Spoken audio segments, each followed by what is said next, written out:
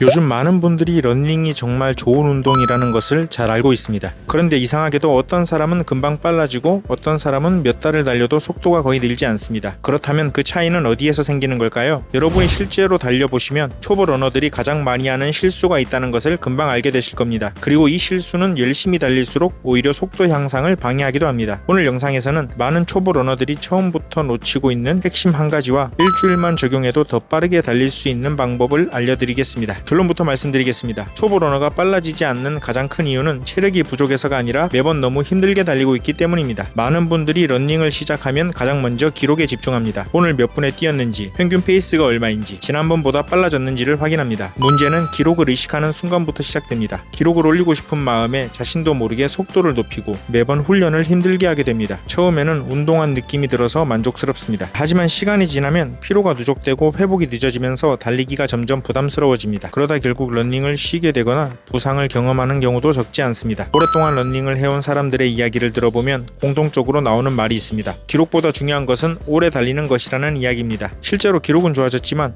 무릎이나 발목 통증 때문에 몇 달씩 쉬어야 했던 사람들도 많습니다. 그래서 초보 러너라면 가장 먼저 빨라지는 것보다 꾸준히 달릴 수 있는 몸을 만드는 것이 중요합니다. 그렇다면 지금 여러분의 러닝 강도는 적절할까요? 가장 쉬운 방법이 있습니다. 바로 대화 테스트입니다. 달리면서 짧은 문장을 자연스럽게 말할 수 있다면 적절한 강도입니다. 반대로 한두 마디조차 하기 힘들다면 너무 빠르게 달리고 있을 가능성이 높습니다. 많은 초보 러너들이 심박수나 러닝존 이야기를 들으면 어렵게 느낍니다. 하지만 처음에는 이것만 기억해도 충분합니다. 달리면서 대화할 수 있을 정도로 뛰어라. 생각보다 이 방법 하나만 적용해도 훨씬 오래 달릴 수 있게 됩니다. 다음으로 확인할 것은 발소리입니다. 다음 러닝 때는 일부러 자신의 발소리를 들어보시기 바랍니다. 발이 쿵쿵 울릴 정도로 크게 들린다면 착지 충격이 크다는 신호일 수 있습니다. 물론 발소리가 전혀 안 날 수는 없습니다. 하지만 소리가 지나치게 크다면 몸보다 너무 앞쪽에 발이 착지하고 있거나 상체에 힘이 많이 들어가 있을 가능성이 있습니다. 이럴 때는 속도를 조금 낮추고 발소리를 줄인다는 느낌으로 달려보세요. 많은 러너들이 발소리만 의식해도 자세가 자연스럽게 부드러워지는 경험을 합니다. 그렇다면 실제로 일주일 동안은 어떻게 연습을 하면 좋을까요? 복잡하게 생각할 필요 없습니다. 월요일에는 20분에서 30분 정도 편안하게 달립니다. 수요일에는 1분 빠르게 달리고 2분 천천히 달리는 것을 5회 반복합니다. 금요일에는 다시 편안하게 달립니다. 주말에는 가볍게 걷거나 휴식을 취해도 괜찮습니다. 중요한 것은 이 모든 운동을 죽을 만큼 힘들게 하지 않는 것입니다. 다음 훈련을 할 수 있을 정도의 여유를 남기는 것이 중요합니다. 여기서 이런 생각이 들 수 있습니다. 그래도 빨라지려면 인터벌을 많이 해야 하는 것 아닌가요? 물론 인터벌은 좋은 훈련입니다. 하지만 기초 체력과 러닝 습관이 만들어지지 않은 상태에서 인터벌만 반복하면 오히려 부상 위험이 커질 수 있습니다. 그래서 초보 러너들은 먼저 꾸준히 달릴 수 있는 몸을 만드는 것이 우선입니다. 그리고 그 위에 인터벌을 추가하는 것이 훨씬 효율적입니다. 그런데 여기서 한 가지 더 생각해볼 부분이 있습니다. 분명 강도도 조절했고 자세도 신경 쓰고 있는데